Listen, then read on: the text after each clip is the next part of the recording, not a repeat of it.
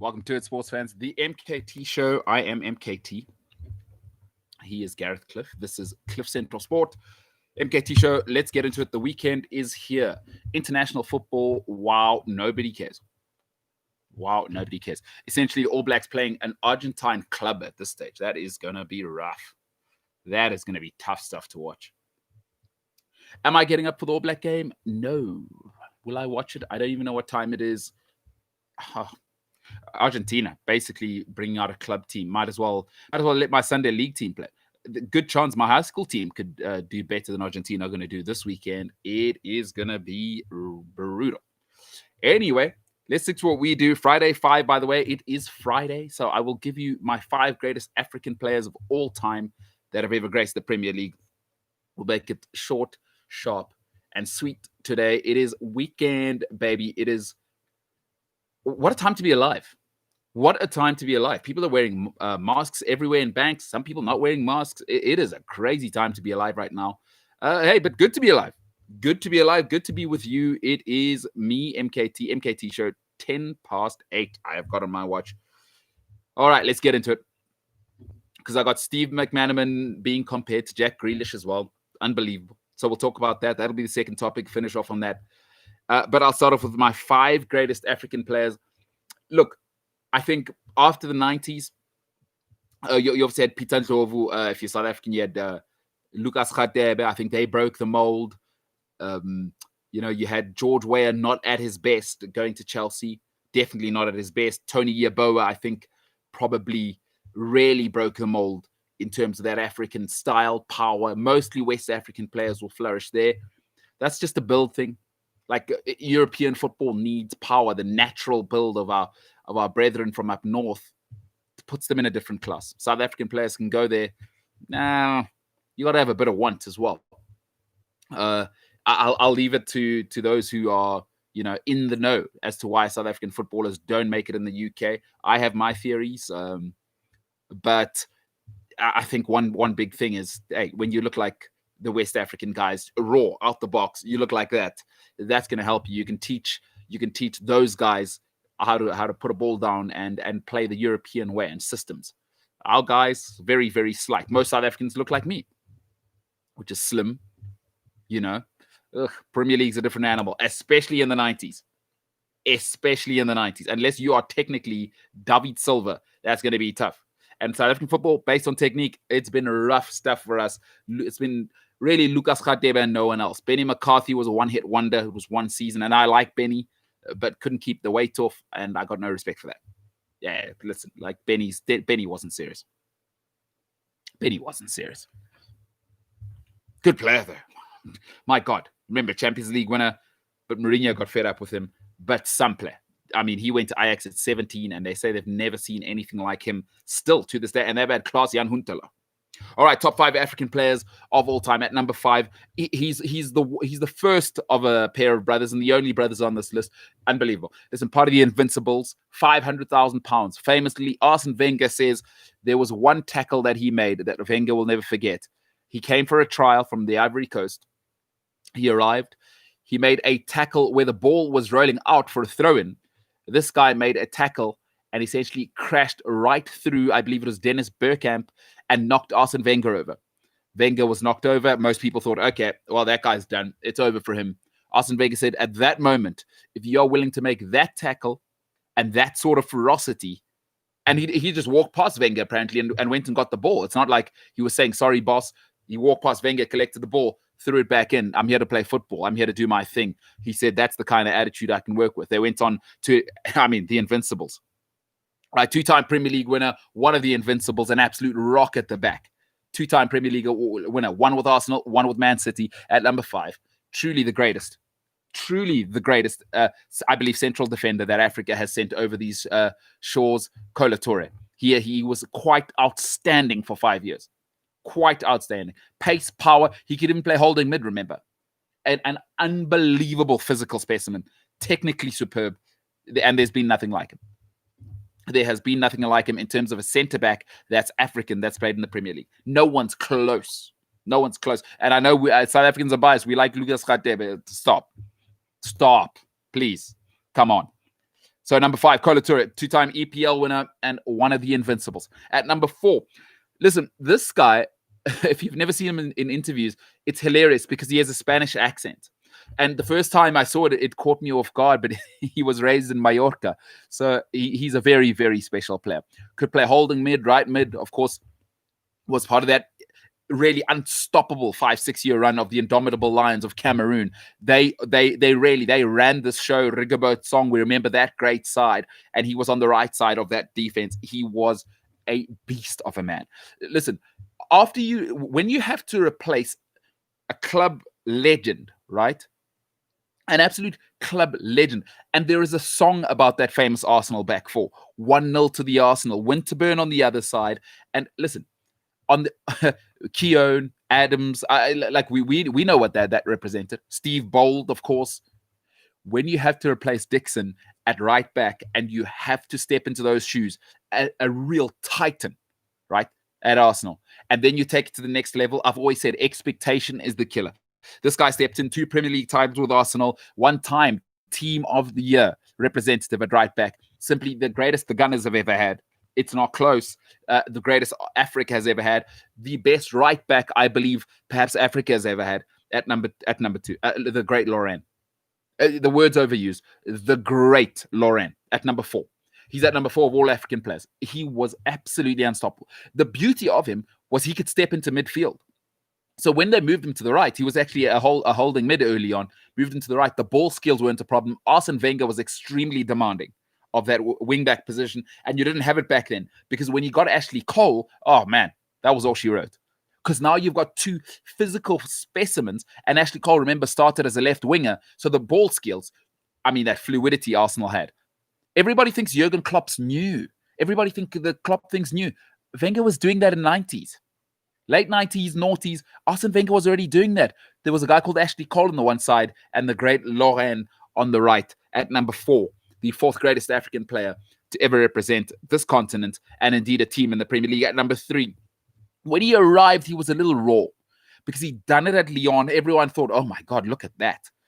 Put that anywhere in the Premier League. Well, a certain Russian came from Russia, brought his rubles over and changed the face of the Premier League forever.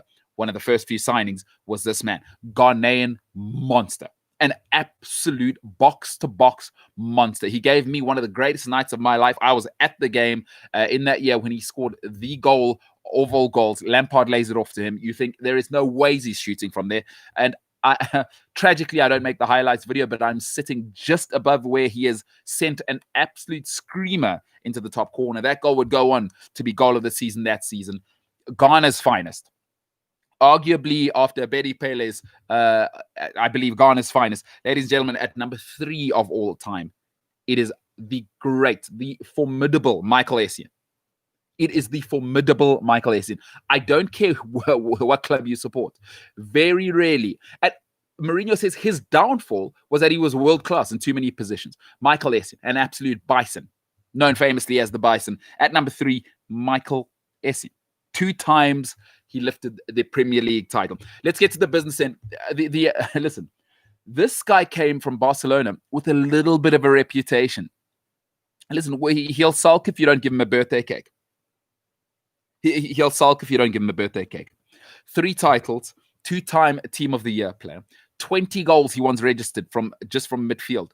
Africa's we've never sent anything like him as a technician, a maestro, a beast. And remember, he could play centre-back because he did it for Pep Guardiola before Pep said, get the hell out. Because Pep's not put up with that attitude. But truly, truly world-class. Creme de la creme. Right? One of Europe's finest ever in terms of having played in Europe. Did it at Barcelona, did it at the high end with Manchester City. Ladies and gentlemen, 3 titles, 2 times he was represented, of course, in the Team of the Year. Hey, get him his birthday cake on time, though, because he'll let you know. But undoubtedly, the better of the Toure brothers, the one and only world-class merchant, an absolute legend of the Premier League, Yaya Toure is the 2nd best player Africa's ever sent over the shores to go and represent us. Just a beast. I mean, that Ivory Coast team underachieved, right? We got to say, there were some players in that team. He was in that team at his prime for so long. And I think because Barcelona had turned him into a holding mid, I believe I think the Mighty Elephants actually also put some restraints on him when he should have just been. They should have just let him go, man. They should have just let him go because at his best, there was no midfielder that could live with him. He could go box to box. It wouldn't matter. And what a finisher. Remember, he scored 20 goals from midfield, by the way. That's in the same team as Kun Aguero. So it's not like you're just getting free reign. That's in the same team as Kun Aguero. He went on to get 20 goals that season. Just unplayable at his absolute best. Second best Premier League player ever. At number 1, there is an undisputed king. There is no bias here. You got to just be honest with yourself. We've never seen anything like this. Pace, power, and there's such a great story. Jose Mourinho, of course, he said, I'm not just another one in the bottle when he arrived. I'm a special one. Please don't call me arrogant, he said. When he arrived, Abramovich said, who do you want to sign? You got a blank check. Like, who do you want? Abramovich, Ronaldo, who do you want? He said, Mr. Abramovich, I want this one man. He could have had anybody. And Abramovich said, who is that? He went to Marseille and I believe changed the face of the Premier League forever. The Premier League is still looking for a man up front who can do it all. The Premier League is still, to this day, Chelsea are still looking to replace this guy. He could do it all. Left foot, right foot, pace, hold it up, play one up front, two up front, doesn't matter. Bring it all on and I'll take it all on my shoulders. He went on to create the greatest Premier League duo because he had Frank Lampard with him and they were just, for 4 or 5 years, stop. I mean, there was York Cole before, but stop. I mean, these two, 4 or 5 years, unplayable. He turned Frank Lampard from a very good player and made Frank Lampard a dynastic player. He turned Lampard's career around. You'd have to say, whenever you hear Lampard speak, it is all about this one guy. 4 Premier League titles, 2 times Golden Boot winner. One time he won the assist title, by the way. And he was an out-and-out number 9. So, listen, people think Firmino is good. This guy won the assist title. 2 times he won the Golden Boot, assist title winner. 2-time Team of the Year. The one and only. Ladies and gentlemen, the greatest, possibly, I believe the second greatest striker to ever grace the Premier League, Didier Drogba. Certainly the greatest African. That, I think, there is no competition. There is no competition. He is on his own. He is on his own. I mean, that league, to go and be the top goal scorer twice, to go and lead the Premier League assist twice. And then, one thing you have to say, when he arrived, every team had to change to 4-3-3. Even Fergie went 4-3-3 after that. Like that's what we need. We can't play 4-4-2 anymore because that's the gold standard now. And I still believe, as much as Romelu Lukaku tried, that's too much. There's never been another one like him. The one who came close, unfortunately, it was only one season, was Luis Suarez, right? That one season where just a one-man unstoppable force. And you know what that did? That turned Danny Sturridge, and he had Danny Sturridge looking like Dennis Bergkamp. That was an unbelievable season. But that was one season. Drogba did it for 5 seasons straight. Unplayable for 5 seasons straight. That's a bit different. That was a little different. He was at the forefront of 3 titles. At the absolute spearhead, and he changed the league. Every team had to go 4-3-3. And then what you had to do was you had to have 3 players around him. It wasn't enough to have both your center backs. You had to make sure that your defensive mid was on his best behavior. If you don't believe me, go and ask Jamie Carragher. Jamie Carragher thought he had him tightly marked. If you're a Liverpool fan, you know the goal I'm talking about. Go and ask every Liverpool fan. And if you're an Arsenal fan, if you're an Arsenal fan, you know what the truth is. If you're an Arsenal fan, you know Drogba. I say that name and PTSD. The greatest, Didier Drogba.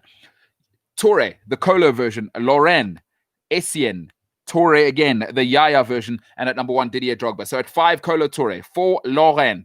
3, Michael Essien. 2, Yaya Toure. At number 1, the greatest who has ever done it, Didier Drogba. What a player. What a player.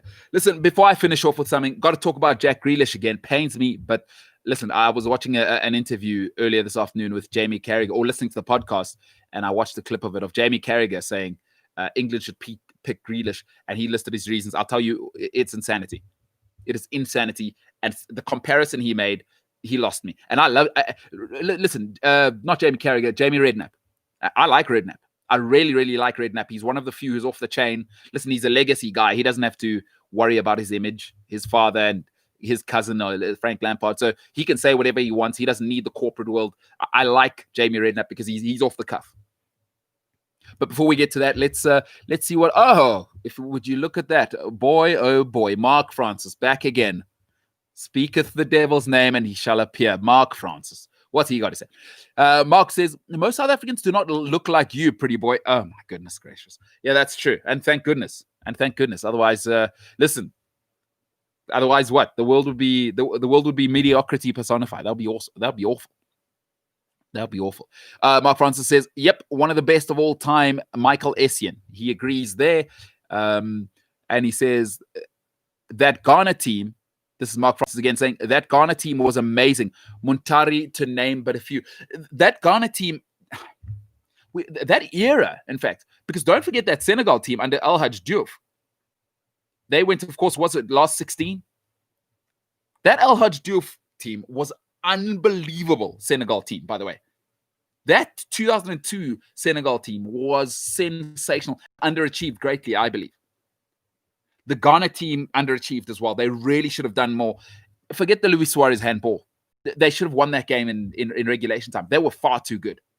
Even before that. In fact, I think that iteration, that was at the, obviously, 2010.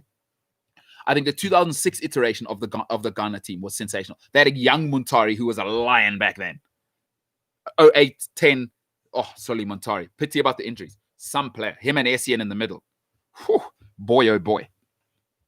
But I still think that Ivory Coast team, when you think about them at their apex, they had it all. There was nowhere where they should have been short. They really should have been pushing quarter semi-final at a stage. But I mean, that Ghana, we've had some dynasties, huh?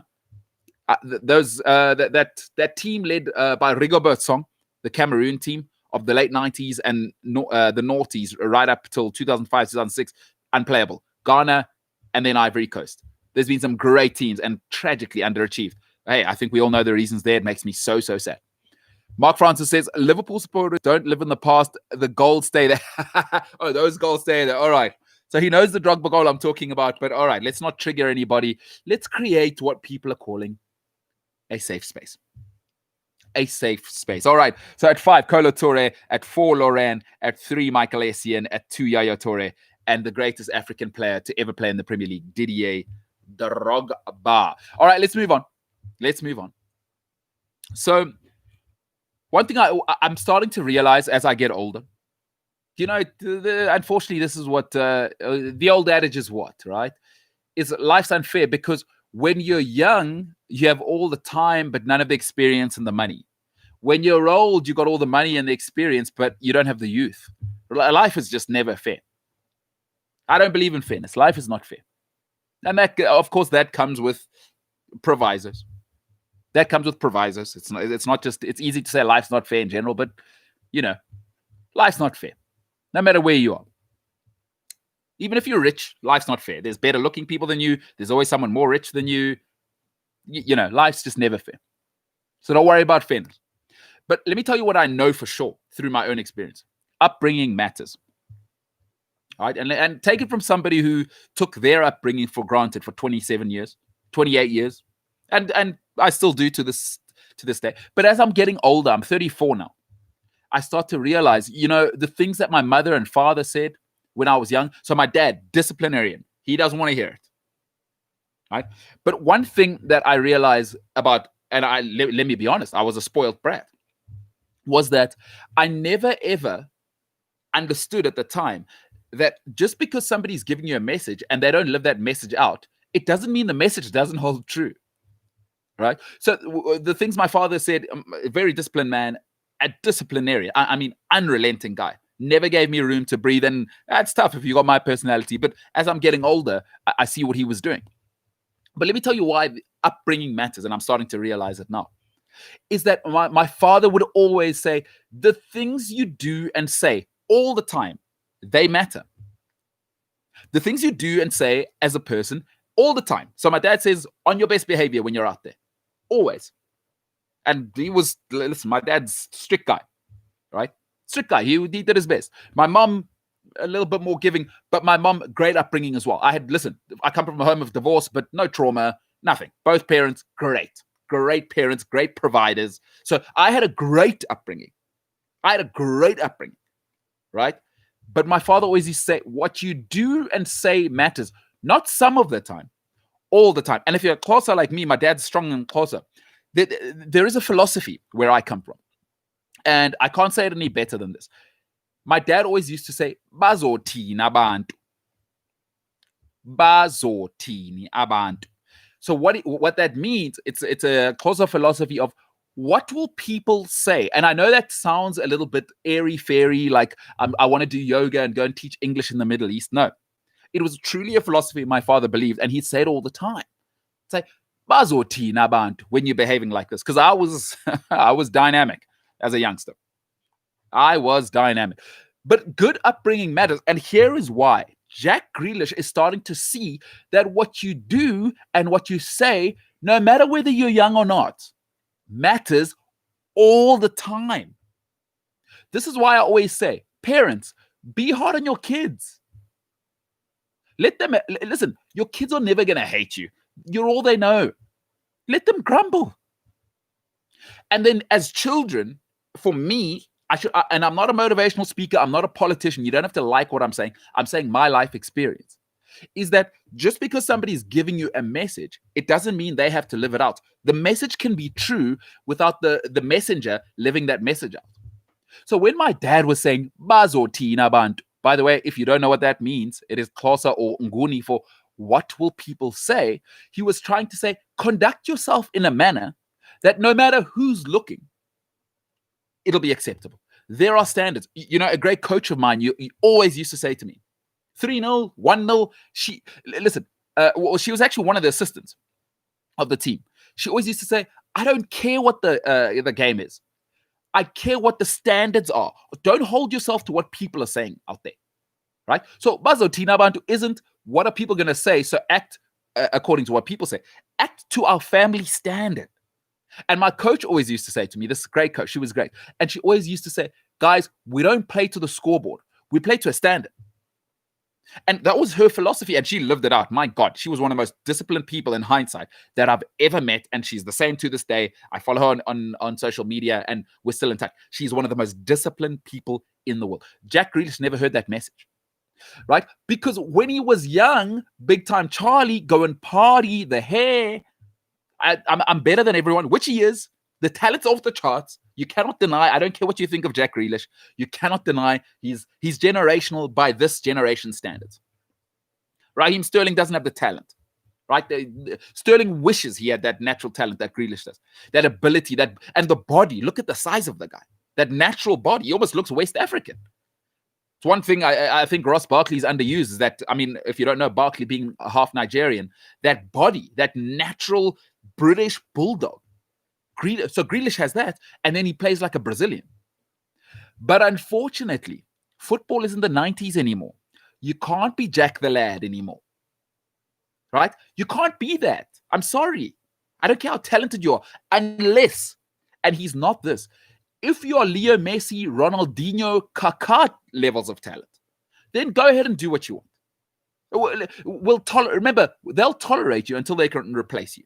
So if you are Messi and Ronaldo level talent, I actually don't care what you do off the field. Nobody cares. The corporate world doesn't care. They don't care. Because it's a production tolerance world. But nobody ever told Jack Grealish, watch your P's and Q's. Because now the corporates sponsor England. And don't you dare for a second think the English national team is not picked by a corporate world. Right? Harry Maguire plays at Man United. That's why he can get away with his malarkey. Ravel Morrison stepped out of line once. Get the hell out. Get the hell out. Right? Jack Grealish, mind your P's and Q's. You should have done that from young. Because now you still got that behavior. And by the way, go and look at Jack Grealish's social media. It's still like a child. Him drinking on the boat with his mates. No. But the most heinous thing. So I feel nothing for Grealish. There are no victims in life. You know my take. Listen, once you get into the upper echelons of life, there are no victims. Having said that, upbringing matters. I don't know Jack Grealish personally. I don't know what his family was like. I don't know. But boy, oh boy, his football upbringing, they've sold him, they've hung him out to dry. And the problem is he was at Villa, so everything he did was great. You know why he was better than everybody else? My coach used to say, we don't play to the scoreboard, we play to a standard. We have our philosophies. We don't do certain things here at Tottenham. She used to say it to me all the time. I was 19 then, I wasn't hearing it. I was like, get out of my way. I want to get to a nightclub tonight.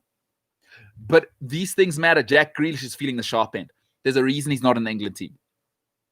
It's a corporate world now. He who pays the piper plays the tune, they say.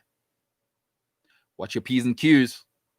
But that's not the most offensive part to me. All right, could England use him? Yes. There's no one as talented as him? Yes. But Jamie Redknapp said something else, which offended me to my core.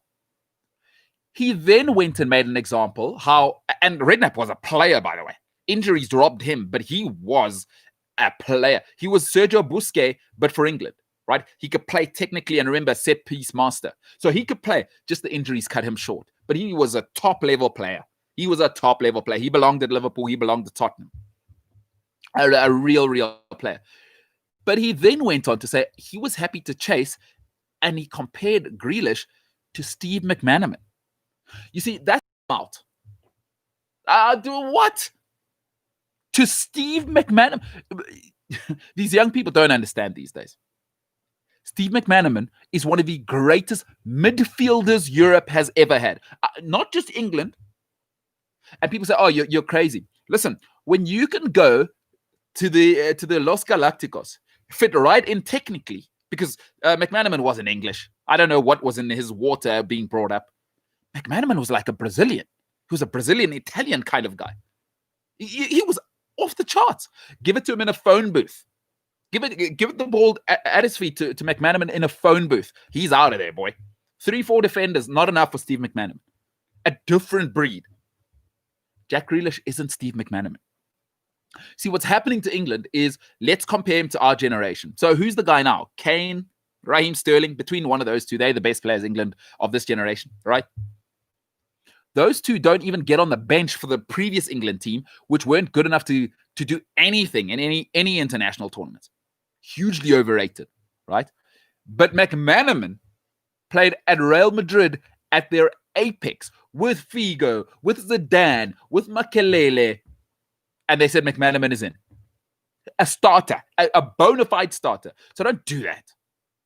Don't give Grealish the leash. Don't even mention McManaman in the same sentence. That's like letting somebody choose between me and Idris Elba for looks. I mean, get out of here. I know my place. Idris Elba's that's different level. Stop. Can we stop with this Jack Grealish is a victim thing? Mind your P's and Q's. And I think the older I get, the more I realize what my father was saying. Because that day will come, right? That day will come when somebody remembers when you disrespected them. The thing about Jack Grealish, when you're not taught and you don't have the upbringing, and I was so fortunate, and I got to be honest, I abused my upbringing. I have to be honest. I had a great upbringing, 2 great parents that did their absolute best and beyond to try and raise a son who was respectable. I was a tough kid, right? But the things they were saying, what will people say? Mind your P's and Q's. Because there will come a time when one of your age mates, one of the people you've disrespected, unless you're a trust fund kid, there will come a time when he's your boss, when she's making the decision whether you get your degree or not. That time will come. Jack Grealish's time has come. And now his contemporaries, those people who watched him at Aston Villa growing up, being Jack the lad, those people who've watched him and heard the stories when he's out. There's now the corporates that are seeing his Instagram when he's drunk on his boat and he thinks where's the self-awareness, Jack? He's not Steve McManaman. And I've heard that. I want to cut that nonsense now. Steve McManaman is one of the greatest midfielders Europe, the continent of Europe, has ever seen. I don't just mean in his generation. And if you don't believe me, go and look at the best years of Los Galacticos. McManaman started. This is Makelele, right? This is Jose Maria Gutierrez, or Guti as we know him, right? This is Figo. This is Zidane, starter. Ivan Helguera in that great team. Sit on the bench. We got this English guy. One of the Spice Boys, of course, famously at Liverpool. Stop it. Stop it. Mind your P's and Q's. Jack Grealish is a great example why you got to keep it together. I've never understood this. And I guess it's easy because I'm not a parent. Parents, be hard on your kids. Jack Grealish is the example. Especially, he's one of Aston Villa's own. Be hard on them. This thing of players thinking they can all leave and become Jadon Sancho, right? He's an anomaly. Going to Germany and because your club's a little bit hard on you and they're making you earn your stripes and you want to get out and play earlier. By the way, Jadon Sancho is an anomaly. Stop thinking that's going to work for every young player. It's not. Look at Ademola Lookman. He thought he could go there and do the same. No. If you're a club, and especially if it's one of your own, be hard on them. Be hard on your own kids. They don't know anything else. And they will thank you later. And if they don't, you did your best. But you've got to build the character before the talent. And as we're seeing now, listen, England are churning them out. And England will be fine without Grealish. They'll be mediocre without him. Don't worry about it. But I don't want to hear Jack Grealish as a victim because he is not a victim of the corporate world. He's not being held down by the man. Here's what I've learned about authority. Don't push back too much because there is nothing authority loves more than to fire people and flex its power. This is why you got to mind your P's and Q's, people. Jack Grealish, here's the example. The problem is he's had too many people around him that have told him he's better than he is. So now, right, he doesn't understand that the world is intolerant of him. But here's how it works for all of us. I've learned the hard way. Trust me, spoiled brat. So you're not talking to somebody who doesn't know. Production, right, must never be lower than tolerance. We will only tolerate you, right, if you're producing more than what I have to tolerate. So while you're great, I'll put up with a lot. When that starts to come down, now I'm starting to have to tolerate. No, sir. Jack Grealish, unfortunately, his talent level is not Neymar. There's a reason why PSG and Barcelona and Brazil put up with Neymar's malarkey, because Neymar is just malarkey. He's a joke, right? That's a joke. But be who you can afford to be. It's a great saying in the NFL. If you don't watch NFL, in the NFL, they say, be who you can afford to be. Jack Grealish has not been that. And I'm afraid I'm out. So stop calling him Mcmanaman. Because that's dumb. It's really, really ridiculous. And stop gassing this guy up. Is he good? Yes. But what has he done? Saved his team from relegation. Come on now. England left out Matt Letizia. And you're not going to tell me he's better than Matt Letizia. David Batty had the sharp end of England. Even then, and there was a big drinking culture then. Paul Merson, England never loved him. Jack Grealish, I love you, but you're not... listen, I want you to do well, but you're not Paul Merson. And England cut Paul Merson... Like I can't even snap quickly enough. And Merson's generational, right? In that generation, Merson's unstoppable. Had his stuff off the pitch, though. They're like, no, thank you. So if Jack Grealish thinks he's going to be at Aston Villa, and with his reputation... And by the way, we got to stop this. It's a new world, I know. We got to stop this. Every reputation is earned. And what I've always said to everybody, and I've always believed this, don't tell me you're underrated. Because all underrated is a failure in presentation. I've always said that. Oh, they don't see me for what I am. Hey, present yourself better. Underrated is really an insecure man or woman trying to tell you I don't know how to present my best self. Don't tell me you're underrated. He's not underrated. Every reputation is earned, and he is not underrated. It's just that the devil's catching up with him. Oh, remember the way you treated people from 18 till 24? That matters. It mattered then. It matters now. Because you know what? All the old heads, Gareth Southgate and those guys were playing. And remember, Gareth Southgate has had his Villa days. You must remember that. So don't think the Jack Grealish thing is spite. It's like, no, I remember this lad. And people don't change. Gareth Southgate's a serious man. He saw the character. He saw him behind closed doors. Gareth Southgate's been one of the leaders in English football from the beginning at Middlesbrough to the very end at Villa, when he was a titan of the game, and everyone takes Gareth Southgate seriously. You've never heard any professional say anything negative about Southgate. You must remember, he's an Aston Villa great. You think Gareth Southgate doesn't talk to people like Gareth Barry? People talk. Listen, I've been in the football world. The football world's tiny. All these guys, Jadon Sancho, these guys who think they're too cool, Paul Pogba. The football world is tiny. Everybody knows everything all the time. People were telling me things when I got to Russia that it was impossible for them to find out. Things I didn't even know my clubs in England knew. The football world is tiny. Jack Grealish, everything you've done, catching up with him now. Hey, be hard on your kids. They don't know anything else. And listen, it is what it is. Live with the other side. Be hard on your kids. My dad was hard on me. I'm not saying I turned out fine, but some of his lessons are coming back now and serving me very, very well. Remember, bazoti nabantu. Jack Grealish. I never heard that one. Hey, that is it for this week. Great week, by the way. Great week. Looking forward to a great weekend of sport. Somebody sent me a text earlier. Are you going to watch the rugby? No, I'm not. You know what I think about the Tri-Nations? I'm not watching it. Argentina are essentially sending cannon fodder out there. Stop it. Rather send my Sunday league or high school team. To everybody who's with us on the journey, much appreciate. As the kids say, shout out. Shout out to everybody out there. You could have been anywhere tonight. You chose to be with me. He's Gareth Cliff. I'm MKT. This is the MKT Show. This is Cliff Central Sport. Ladies and gentlemen, to one and all, peace, love, and happiness. Have a great weekend. But for now, I am and we are the hell out of here.